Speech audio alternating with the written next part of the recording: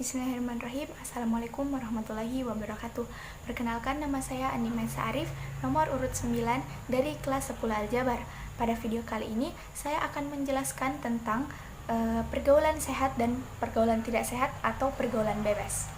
Sebelum membahasnya lebih lanjut, kita harus mengetahui arti dari dua komponen kata, yaitu pergaulan dan sehat.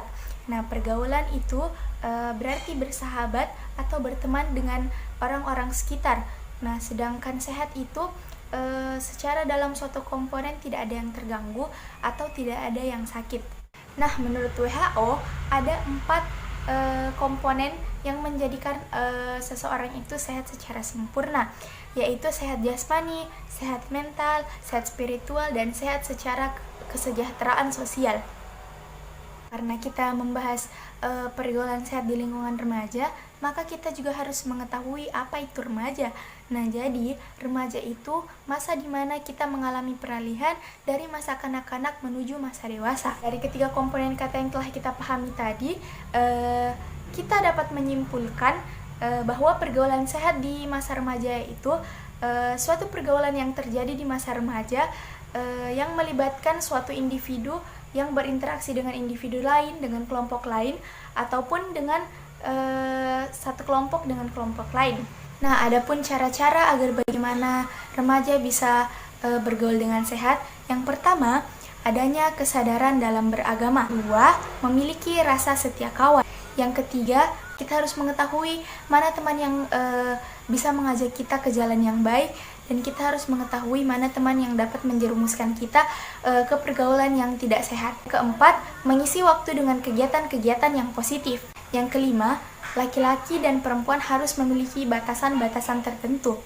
Yang keenam, kita harus belajar menstabilkan emosi.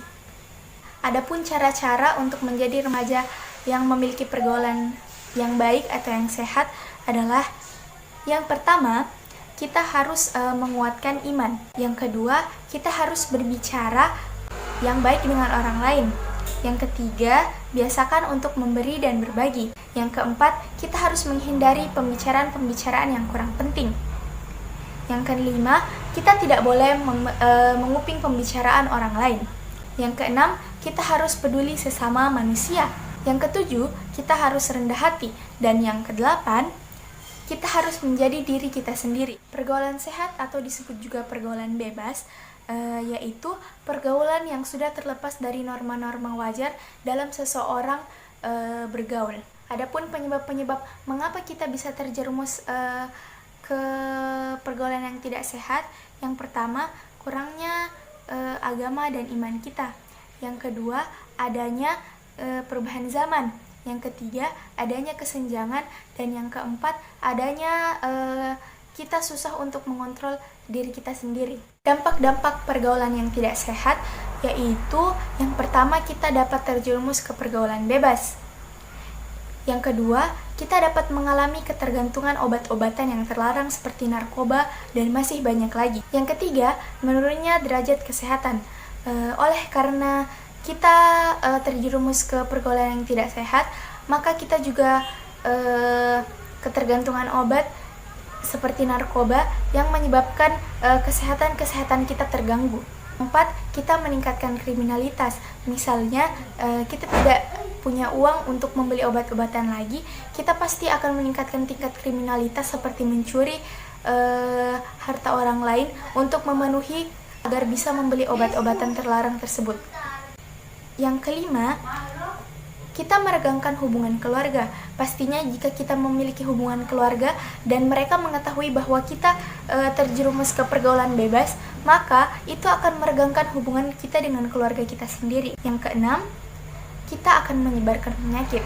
Nah, jika kita terjerumus ke pergaulan bebas, maka kita akan menyebarkan penyakit. Contohnya HIV dan AIDS.